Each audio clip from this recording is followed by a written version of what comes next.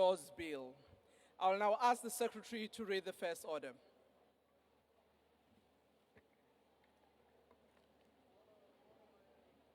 Introduction, Appropriation Bill and Tabling of Division of Revenue Bill. Introduction, Public Sector Pension and Related Payment Bill. Introduction, ESCOM Debt Relief Amendment Bill. Introduction, Revenue Laws Amendment Bill. Thank you, Honorable the Minister of Finance. Order, Speaker. On a point of order, Speaker. Order, Honorable Member. I will ask the Minister to take a seat first. There are two members. Honorable Mautwe, there's the first member who raised his hand is Honorable Manye. I'll recognize you after him. Thank you. Honorable Manye, what's the point of order? Thank you, Speaker. Speaker, for us as the MK Party, we are asking purely based on the values of Ubuntu that on the 19th of February we're here to listen to the budget speech, which didn't happen. We think that the minister will be within the values and the realm of Ubuntu for him to apologize to this House for making us come here for nothing, and must also apologize to the people of South Africa, which we represent here, that that day did not happen. So we're asking that that apology must happen. And also, Speaker, we also want to ask the minister to take this House into his confidence to say what exactly caused him not to table the budget speech on the 19th. Thank you, Speaker. Thank you, Honorable Mautwe. Minister, you can take your seat. Minister, you can take your seat. I'll recognize the EFF. Yes, Thank Honorable you, Member. Speaker. Speaker, I was looking at the time when you sat on that chair. It was exactly 3 minutes past 2. The House sitting is scheduled to start at 2. So, Speaker, you were late. All of us were here. The honorable thing for you to have done was to apologize for coming late and explain why you actually came late. So please, we request you to apologize for coming late and tell the country why you arrived late in this sitting that you have called yourself. Thank you. Thank you, honorable members. We have noted both your requests as well as your comments. I want to remind honorable members that during the sitting on the 19th, which never proceeded to be the sitting, we gave an opportunities for parties to express themselves. Members of the executive were here, the leader of government business were here, and I'm sure the minister in presenting the budget have noted the concerns that have been raised then and have noted the concerns as they have been raised now. And I will leave it to the minister to then deal with the matter. Secondly, Honorable Mautwe, indeed, we start at 2. Oh, yes, sir? Okay, can you allow me to assist the minister? Well, let's not do what we usually not do in this House. We have decorum, we respect one another, and we allow the speaker to do what she has to do. Indeed, we're supposed to start at 3. We started. Okay. On Wednesdays, we usually start at 3, but today, because of the presentation of the budget, we started 2. We do apologize because there were a bit of, people here on the aisle, which the Sergeant at Arms was trying to remove. I was here before 2 p.m. But we do apologize that we did not start exactly on the time as you requested. And all of us know that last time we had a not so kind dress rehearsal for a budget which will now be presented, but we are now asking the Minister of Finance.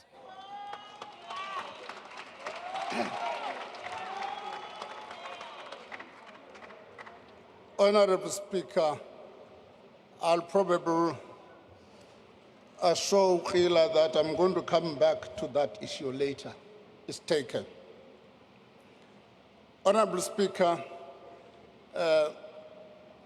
Togo Didiza, Deputy Speaker Anneli Lottridge, Chairperson of the National Council of Provinces, Refulum Ntsoeni Tsipane, Deputy Chairperson of the National Council of Provinces, Les Govenda, His Excellency, the President of the Republic of South Africa, Cyril Ramaphosa, Honorable Deputy President Paul Mashatile, Cabinet colleagues, members of the Executive Council for Finance, honorable members, Governor of the South African Reserve Bank, Commissioner of the South African Revenue Service, fellow South Africans.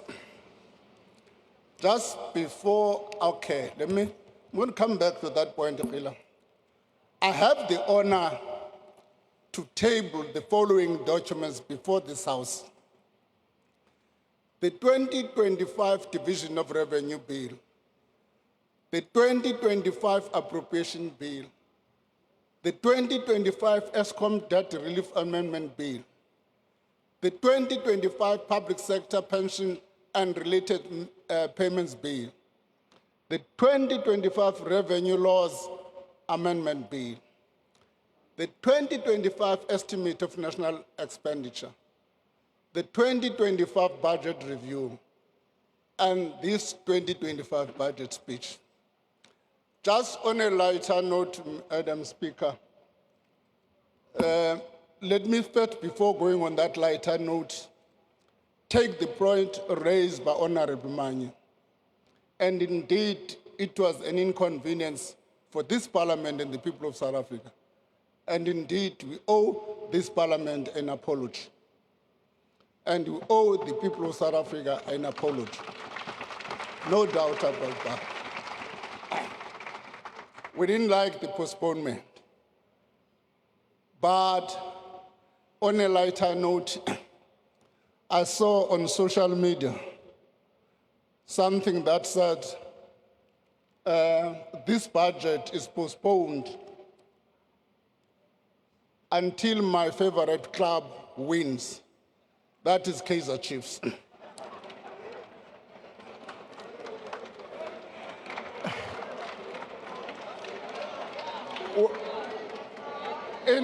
In cabinet, when I made this point, Dr. Ramkhopa wrote me a piece of note and said, "Yo, this budget will never be tabled." And Honorable Gigawa said, "Hey, these people are putting the country in crisis because this budget will never be tabled." Now, let me go back to the postponement, as I've apologized. Go back to the postponement and say the postponement of the tabling of the budget 3 weeks ago was a regrettable, but perhaps an understandable feature of multi-party governance.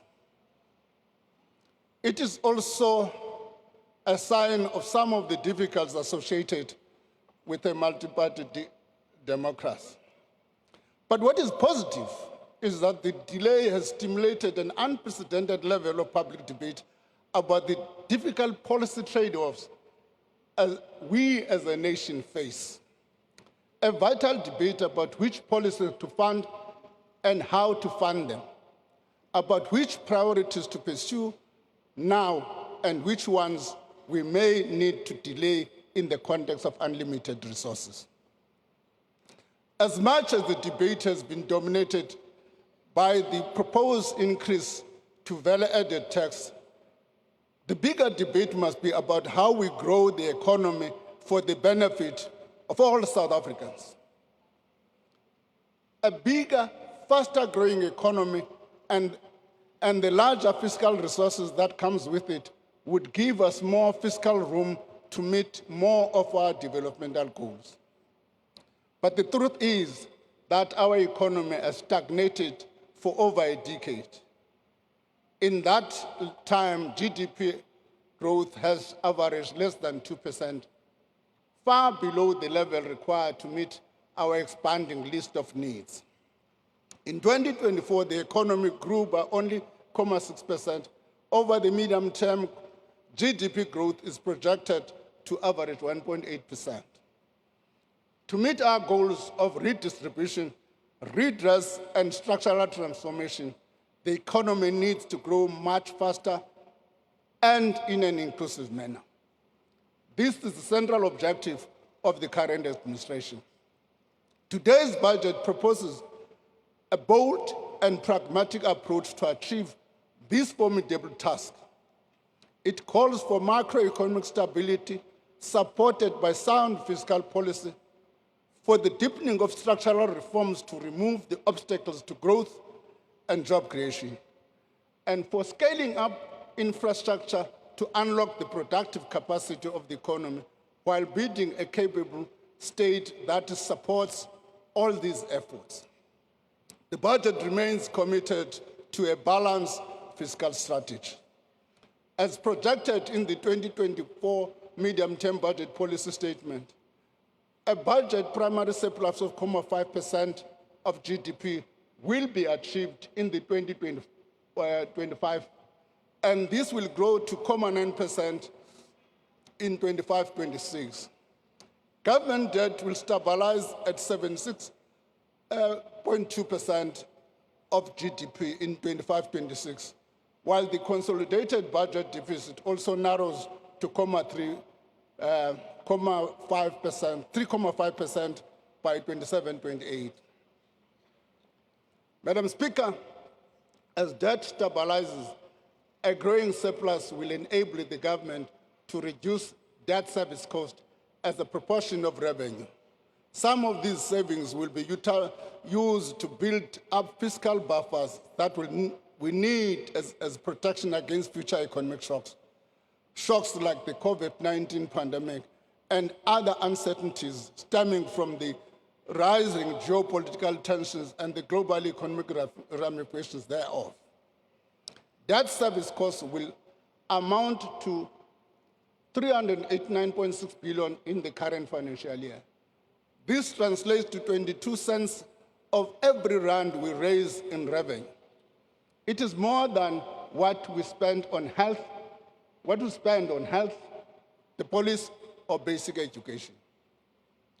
We must reverse this trend and prevent the cost of debt from taking away resources that could otherwise be spent on our pressing social needs or to invest in growth. In this regard, our fiscal strategy stabilizes debt service cost as a percentage of revenue in 24-25 by maintaining a primary budget surplus. The ESCOM debt relief arrangements are also effective and contribute to improved fiscal position. ESCOM is now in a much better fiscal position than in 2023 when the debt relief was originally announced. As a result of these improvements, we have decided to simplify the final phase of the debt relief package. The last 70 billion debt takeover will now be replaced with a 40 billion in 2025-26, 10 billion in 28-29. This will result in a saving for the government of about 20 billion rand. Honorable members, these fiscal improvements are important milestones on our path to fostering a stable macroeconomic environment. That is a prerequisite for a higher level of growth that promotes job creation, improve public services, and reduce inequalities. Our strategy to achieve faster growth remains anchored in the following 4 pillars: maintaining macroeconomic stability, implementing structural reforms, improving state capacity, and accelerating infrastructure investment. Maintaining macroeconomic stability inclusive of prudent fiscal policy promotes stable prices, lowers interest rates, and enhances the country's resilience to external shocks. This creates a conducive environment for investment.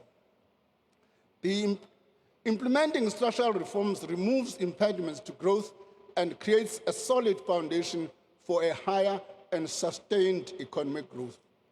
Madam Speaker, it was out of this realization that economic growth and fiscal stability are mutually reinforcing that Operation Vulindlela was formed as a joint venture between Treasury and the Presidents to fast-track the implementation of the structural reforms. Its objective were to stabilize the supply of electricity, create a competitive and efficient freight logistics system, reduce the cost and improve the quality of digital communication, ensure a stable quality supply of water, reform the visa regime to facilitate skilled immigration and support tourism. Since its establishment in 2020, Operation Vulindlela has made real progress in achieving these objectives. For example, the energy reforms have created 22,500 megawatts pipelines of projects. More than 10,000 megawatts are formally registered with NASA, which is of the last step in the regulatory process. These projects will contribute to reducing power cuts. The freight logistic roadmap was approved. The roadmap allows private sector participation and gives third-party access to any operator without discrimination in accordance with the network statement. The cost of 1.5 gigabyte data bundle has declined by 51%, allowing individuals and small businesses to access more affordable data.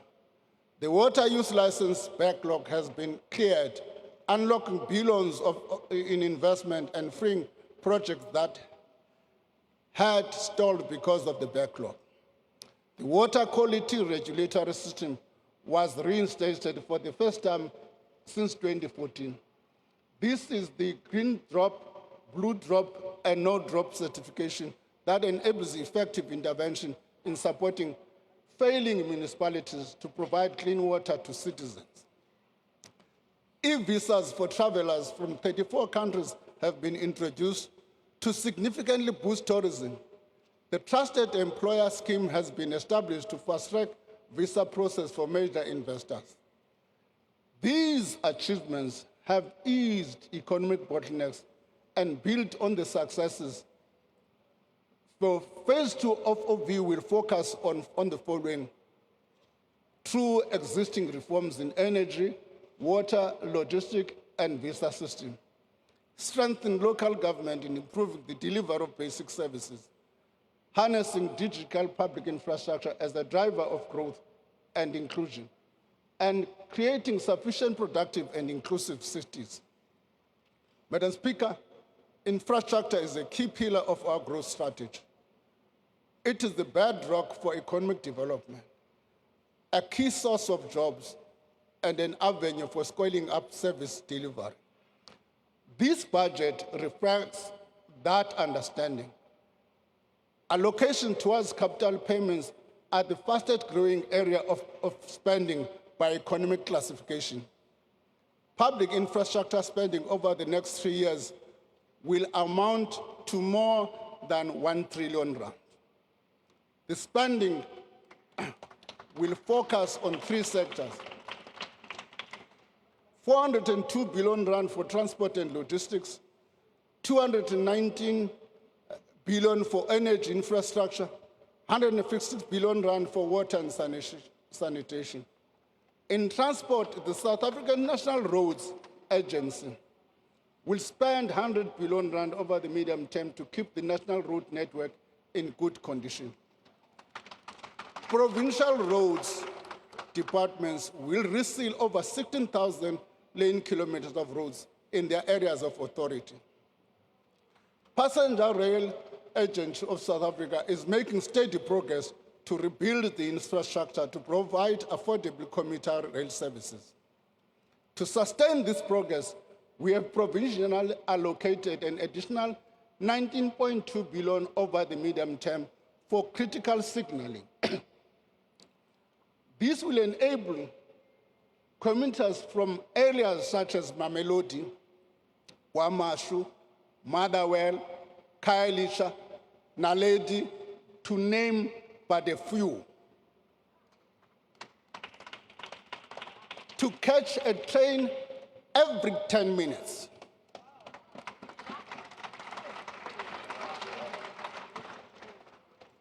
To get to and from work and significantly reduce the money that lower income households spend on transport.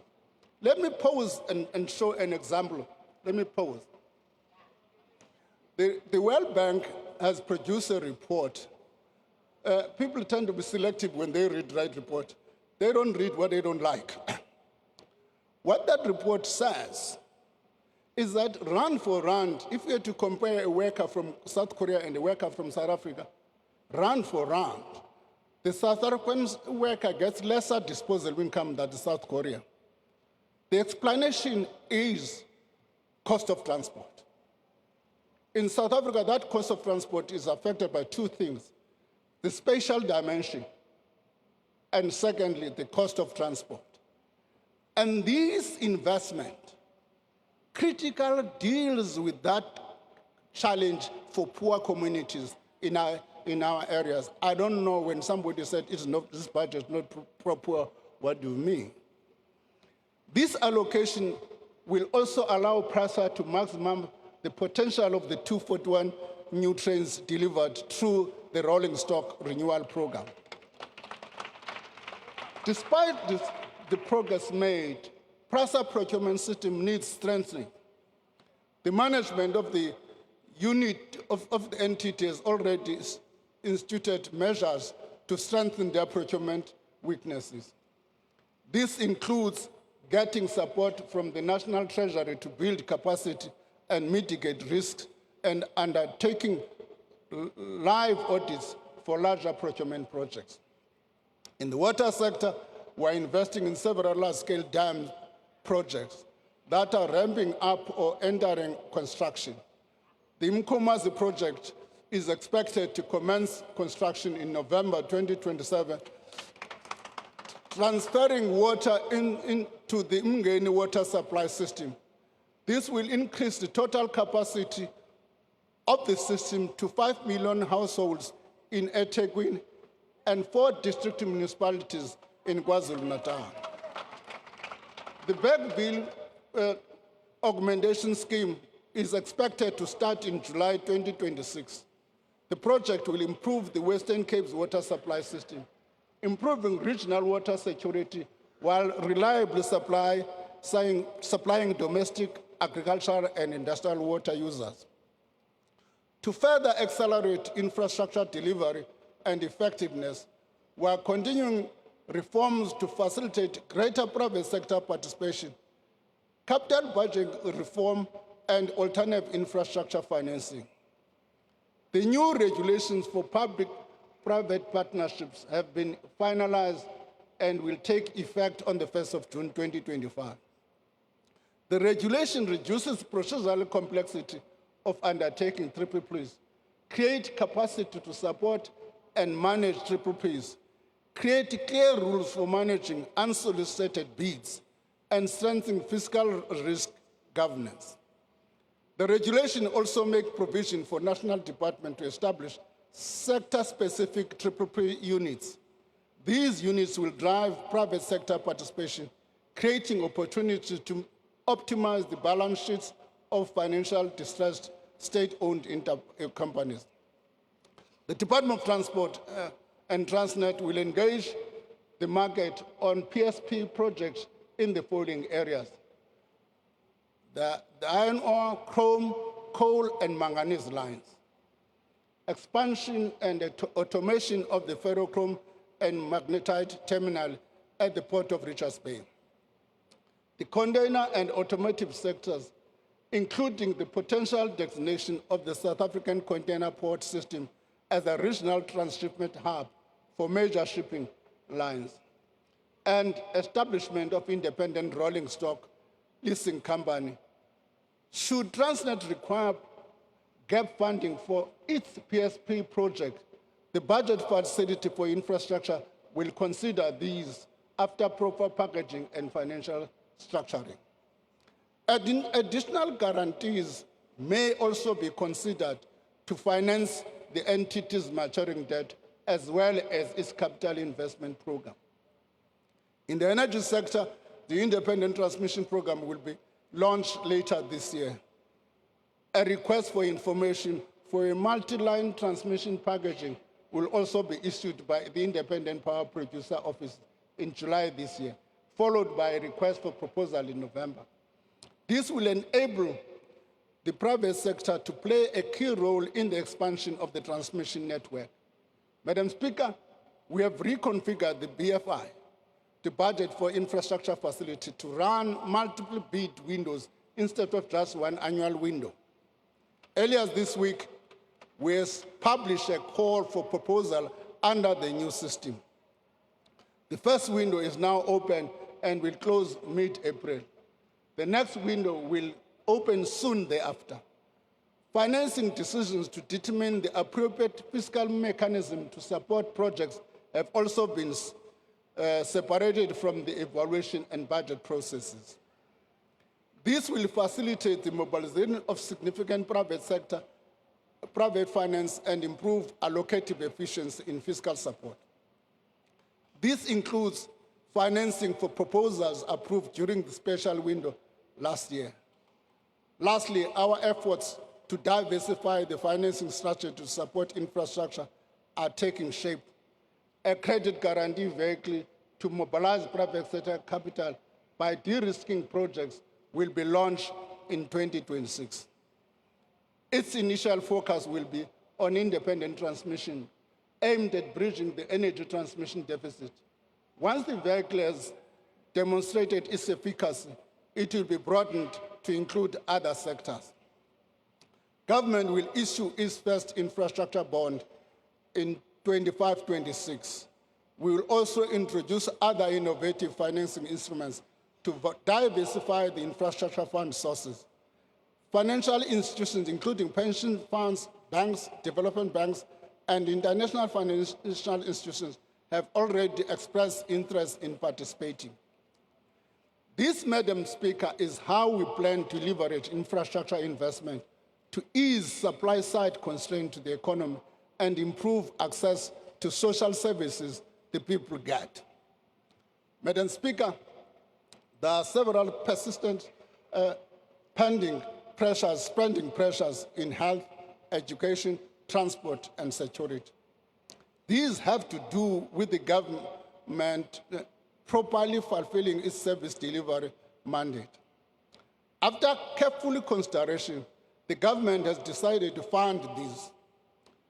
Deferring the funding of these sectors further would compromise the government's ability to meet its constitutional obligation to those people.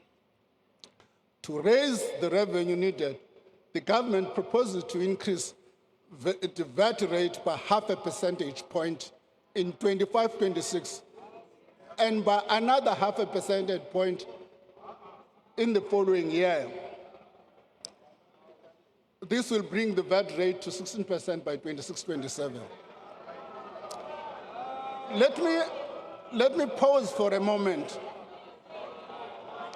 Let me pause for a moment and say, Order, honorable members. Let's allow the minister to finish his presentation. Madam Speaker, should the spending reviews and other measures we're embarking on yield enough extra revenue, we will reassess the need to embark on the second 0.5 percentage point increase to that. Government also proposes no inflationary adjustment to personal income tax brackets and medical tax credits. These measures will raise 28 billion in additional revenue in 25-26 and 14.5 billion in 26-27. Madam Speaker, this decision was not taken lightly. I can tell you now, no Minister of Finance is ever happy to increase taxes. We are aware of the fact that a lower overall burden of tax can help to increase investment and job creation and also unlock household spending power.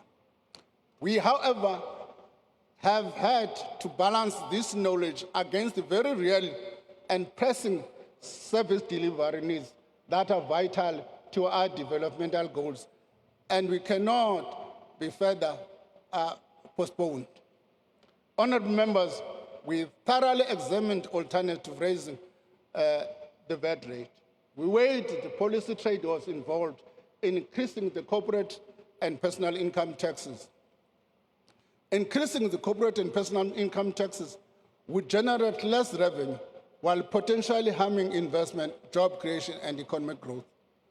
Corporate tax collections have declined over the last few years, an indication of falling profits and a trading environment worsened by the logistic constraint and rising electricity cost.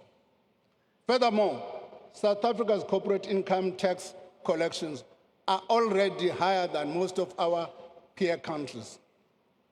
On the other hand, an increase to the personal income tax rate would reduce taxpayers' incentive to work and save. Our top personal income tax rate and our personal income tax collection as a percentage of GDP are far higher than those of the most developing countries. Increasing it is therefore not feasible. Taking on additional debt to meet the spending pressures was also not feasible. The amount is simply too large. The cost of borrowing would be unaffordable. Our sub-investment credit rating would also make this level of borrowing costlier and put us at a risk of even further downgrowth. Madam Speaker, VAT is a tax that affects everyone. By opting for a marginal increase to VAT, its distributional effect and impact were costly considered. The increase is also the most effective way to avoid further spending cuts and to enable us to extend the social wage. The government is very aware of the cost of living pressures faced by households, including higher food and fuel prices and rising electricity and transport costs.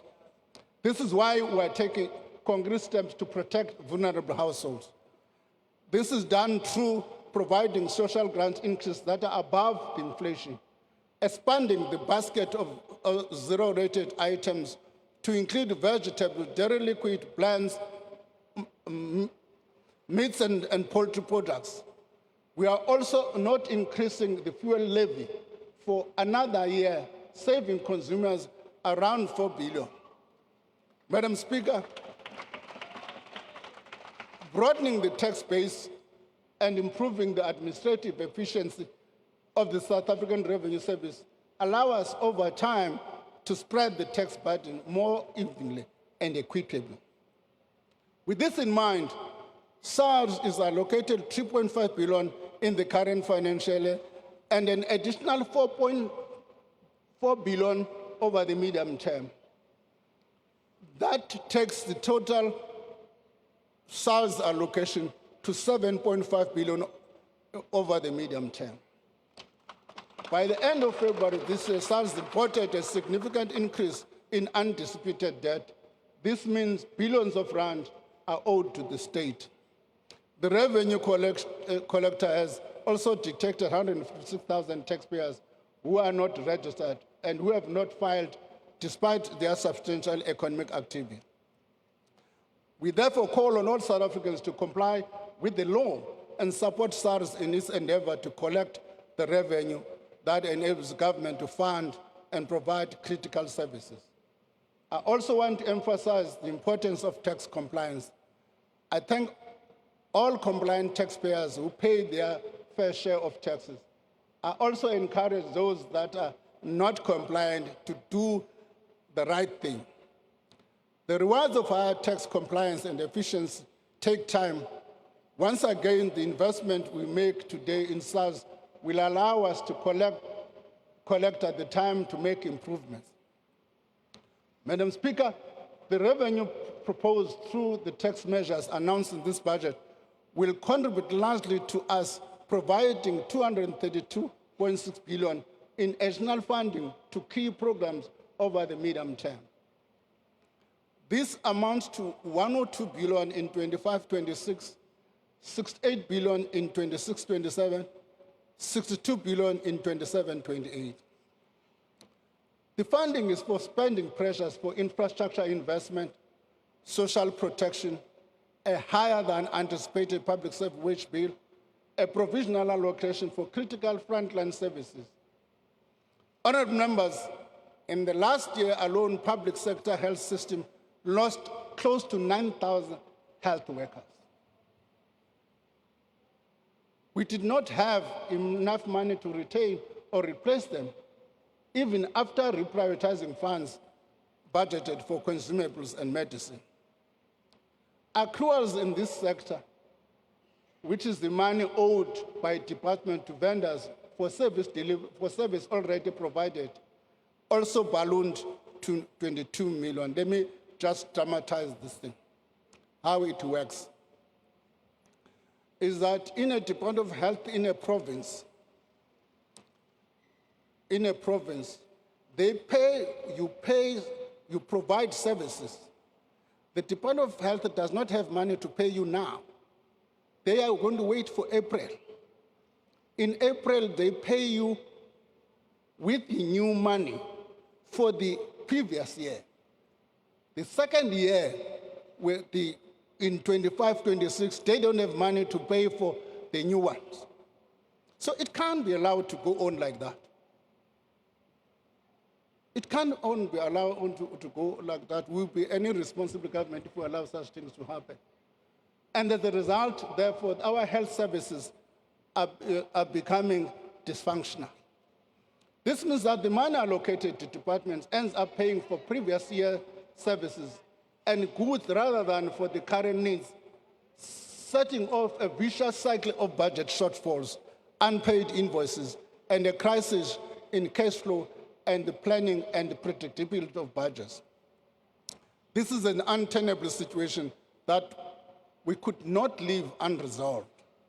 As a result, consolidated spending, which exclude interest payment, increases from 2.4 trillion in 24-25 to 2.83 trillion in 27-28. Provinces will receive 2.4 trillion over the medium-term period. This budget includes allocation to support critical provincial functions related to health and education. We trust that the allocation will be used for their intended purposes. I must repeat, because these funds that are allocated to provinces go through what is called an equitable share. Once they become part of the equitable share, the decision to divide that money and allocate becomes a provincial one. And the provincial government is at liberty to use it in any manner it decides.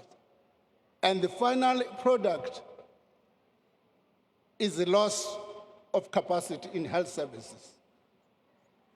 The local government equitable share will increase from 99.5 billion in 24-25 to 115.7 billion in 27-28. This is to fund increases in the cost of bulk water and electricity costs provided for free to needy households.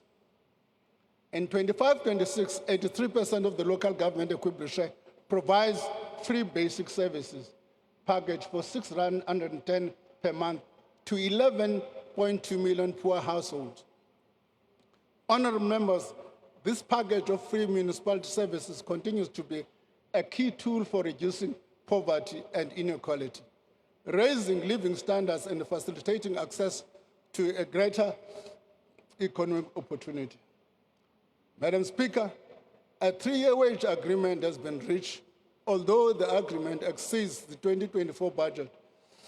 In the medium-term budget policy statement projections, its duration reduces uncertainty in the budget planning.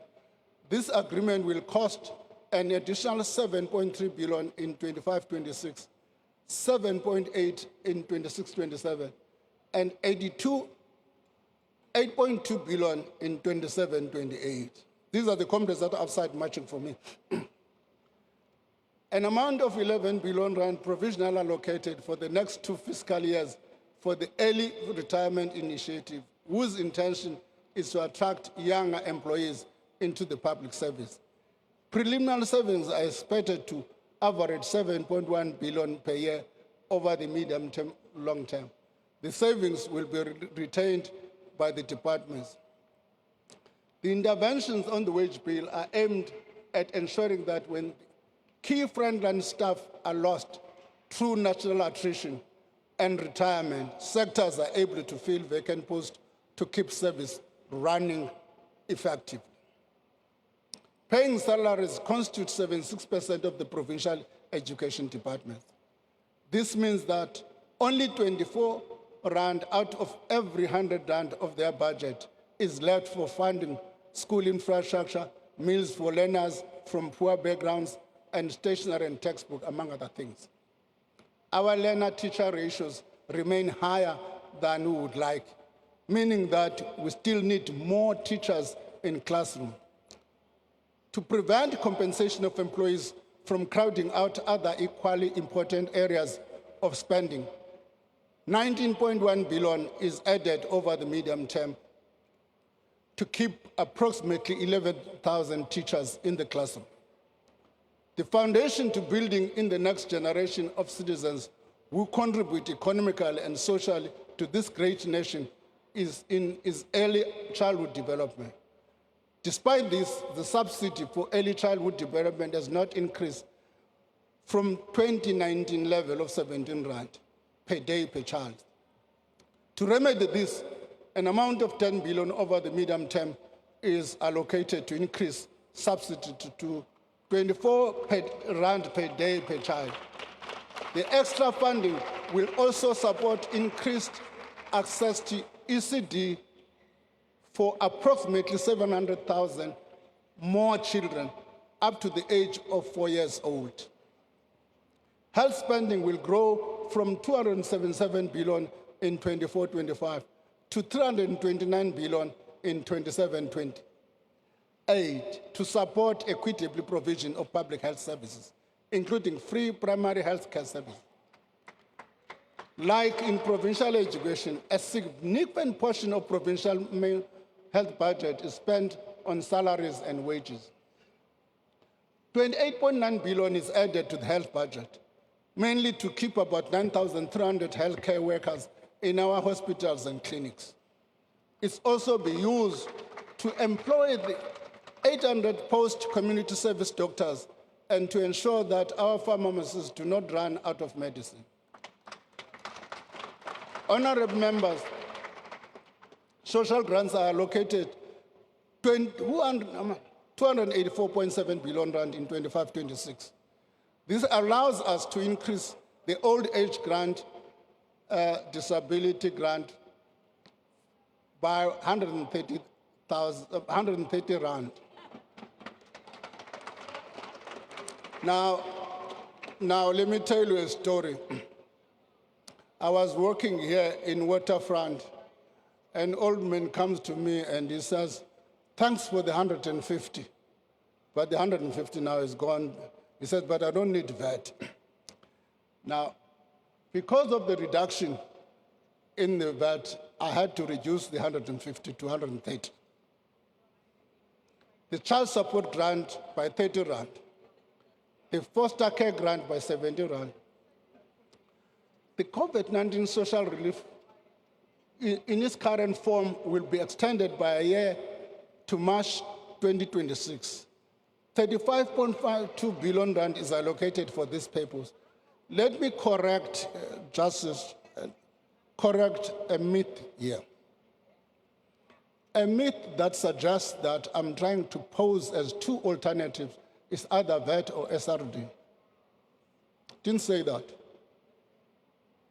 What I did say is that the SRD has been a temporary grant. We have been debating to find a funding source for it so that it should not continue to crowd other spending.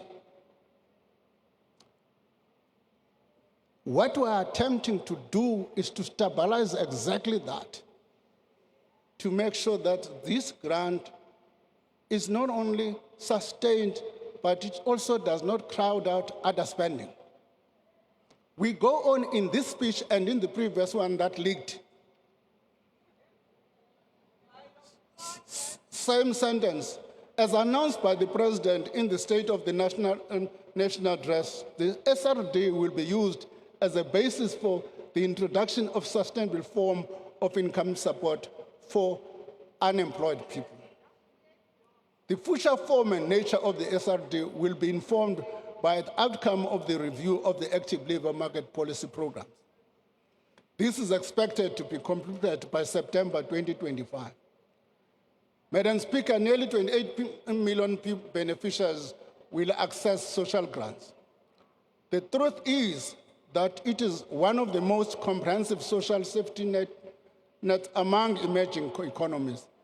This reflects our commitment to addressing poverty and inequality while keeping our spending sustainable. In this budget, we have also made a provision to replenish the funding for our security functions and peacekeeping commitments. 9.4 billion is allocated to fund the Defence Force and correctional services. Over the medium term, 5 billion has been allocated to the Department of Defense to support South Africa's participation in the SADC mission in the Democratic Republic of Congo and to supplement existing peacekeeping activities. We will continue working with the Department of Defense on ways to change the composition of expenditure to modernize the Defense Force moving forward. Madam Speaker, combating financial crimes and corruption is essential to protecting the integrity of our economy and the institutions that foster stability and social well-being. Funds are allocated for enhancing the financial forensic and accounting capability in our law enforcement institutions, further strengthening our ability to detect and prosecute complex economic crimes. These efforts address recommendations from the Financial Action Task Force and the State Capital Commission, ensuring that we continue to fight money laundering and the financing of terrorism with urgency and precision. There are remaining issues that require work during the year, which may require funding later in the year. These include infrastructure projects in the BFI, the rolling stock fleet renewal program, accommodating population changes that impact on provincial equitable share, in particular the 3 provinces, strengthening capability in the Office of the Chief Justice, Statistics South Africa and the South African Revenue Service were already attending to it. An issue which has been raised is also the issue of political funding and infrastructure provision for real houses. Madam Speaker, our ability to deliver public service depends on having a competent, capable, and ethical state. Delivering a reliable and sustainable core services is a priority for this government. Our focus must remain on more effective and efficient service delivery and proper combination between personnel expenditure, operating costs, and the maintenance of physical facilities and assets, supported by professional and efficient administration. For over a decade, budgets have been trimmed across the board. While these measures have helped maintain fiscal discipline, they have often been implemented without a thorough interrogation of whether the funds we allocate truly support our national priorities. We must acknowledge that over time, budgets tend to grow incrementally, often carrying forward historical allocations without necessarily reflecting the evolving needs of our country. This approach has led to inefficiencies, misalignment, duplication, and in some cases, the continued funding of programs that do not yield the intended impact. We recognize the urgent need to address this. We are not deaf to the public concerns about wasteful and inefficient expenditure. We know that we must earn the taxpayers' trust every day by spending public money with care and ensuring that every rand collected is spent on its intended purpose. Since 2013, As part of the ongoing evaluation of the operation of government, national treasuries and provincial treasuries have undertaken 240 spending reviews. These reviews range from a number of things such as officer accommodation, fleet management, and so on. However, we have agreed, out of a long discussion with colleagues in government, including the president, that we need to focus on this area of spending reviews. And as such, change the institutional arrangements that we have and locate the spending reviews in the president's office.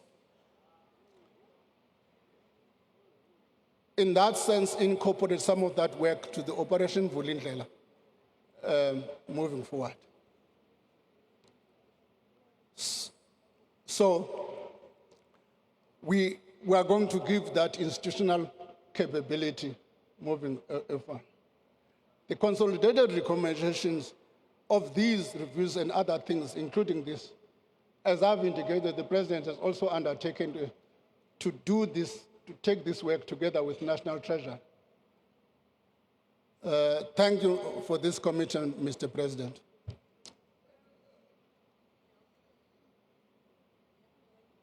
As the National Treasury, we are ready to take the lead to improve effectiveness and efficiency of spending. We will, together with the President, undertake an audit of ghost workers, starting within in national and provincial departments.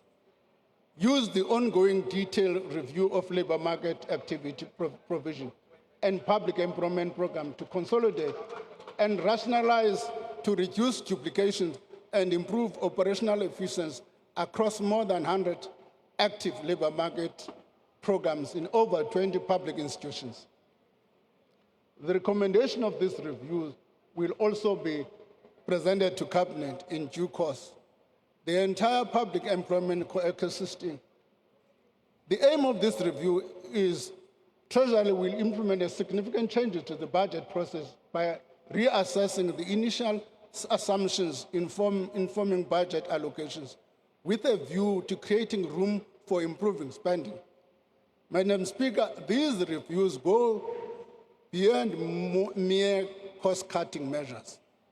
They are allowed to systematically assess whether public expenditure is effectively aligned with the priorities of the government and whether it delivers the best possible value for money and impact for the people of South Africa while keeping us on the path of fiscal sustainability.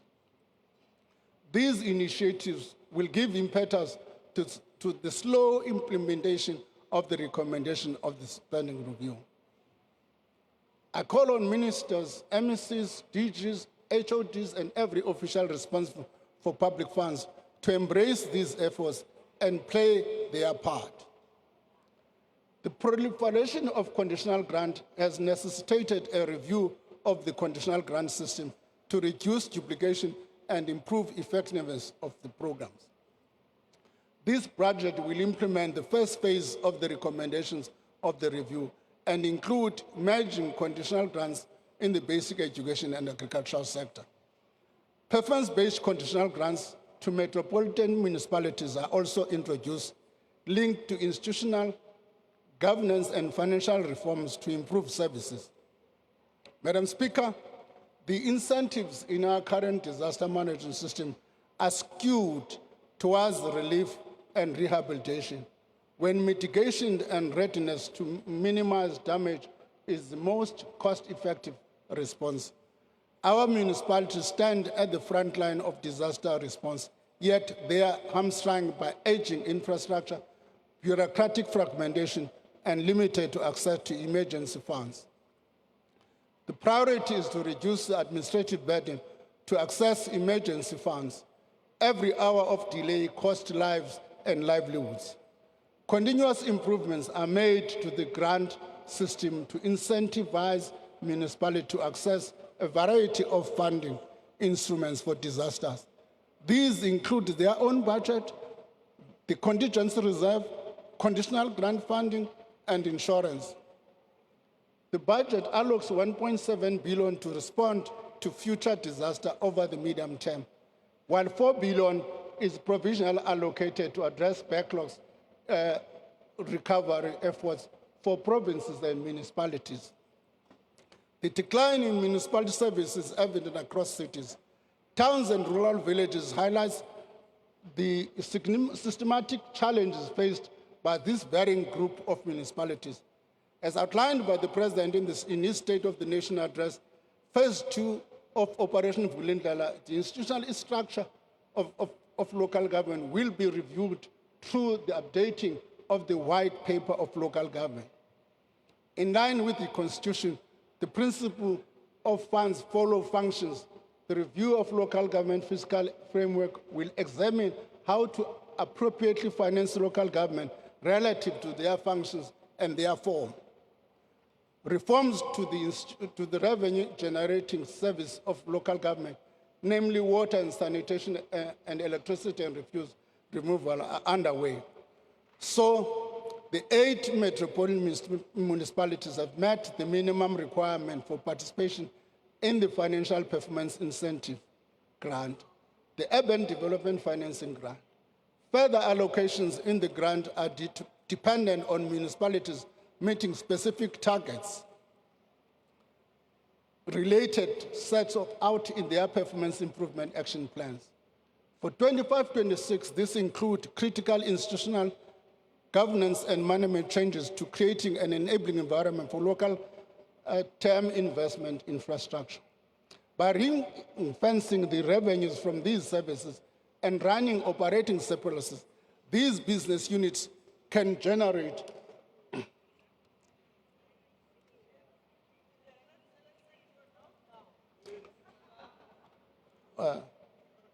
I'm not saying these units can generate funds for infrastructure improvements to deliver quality services. Madam Speaker, in conclusion, allow me to reiterate that through the policy choices we have made and the carefully targeted allocations we are proposing, the public institutions should be in a better position to continue delivering much needed services. This budget reflects our collective efforts to chart a path through difficult times to prosperity. It represents a vision of future and realistic assessment of the present, as well as the options available to us right now. This vision can only be achieved by making difficult but considered policy choices, choices that weigh up trade-offs and commit to a way forward. Honourable members, this budget is the product of a combined and careful consideration of the Cabinet of the Government of National Unity. Despite some minor disagreements, I must confess, that has done the difficult and necessary work of assessing the alternatives open to us at the current conjuncture in our growth journey. Honourable members, this budget is also a proposal to you as Parliament that has been democratically elected to represent the aspirations and interests of South Africans by confronting the difficult choices needed to move our country forward. It is in this spirit that I draw to the words of the Pan-African leader Amal Kabar, who advises us, always bear in mind that the people are not fighting for ideas, but for things for ideas, for things in anyone's mind. Order, They are honourable fighting members. to win Order. material benefits, to live better and in peace, and to see their lives go forward to guarantee the future of their children. The policy choices proposed here are about achieving these material benefits. They are about moving South Africa and all South Africans forward into a better, more prosperous and equitable future.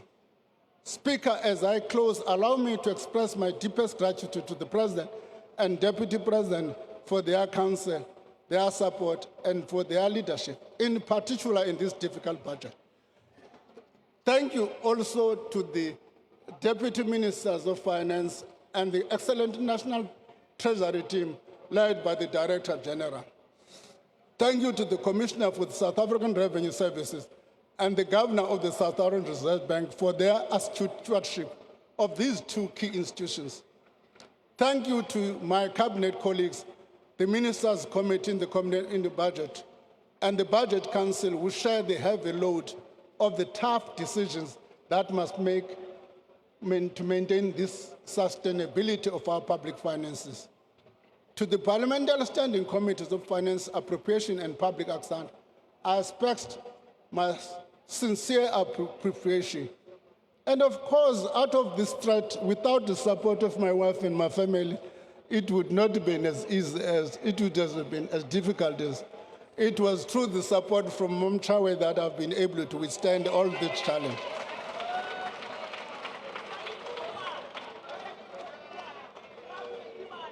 Lastly, thank you to South African people who continue to entrust their aspiration to us. I thank you. Thank you, Honorable Minister.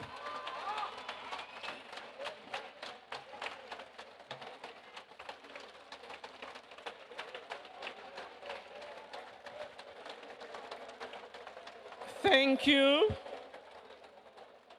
Can I allow members to take their seats? Honorable members, order.